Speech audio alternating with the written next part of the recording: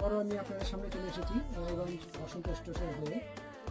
এবার আমাদের কিছু নতুন কালেকশন এসছে, এটা পিওর সিল্কের উপরে। আমি এখন যে শাড়িটা দেখাবো সেই শাড়িটা হলো পিওর সিল্কের উপরে। শাড়িটার নাম হলো পঞ্চমপল্লী।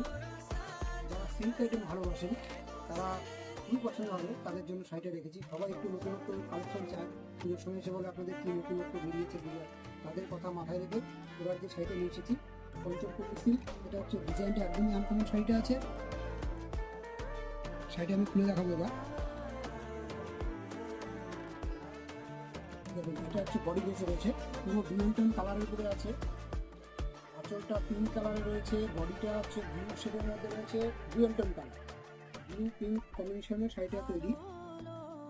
খুব সোভার কালারটা দেখতেই পাচ্ছেন আঁচলটা।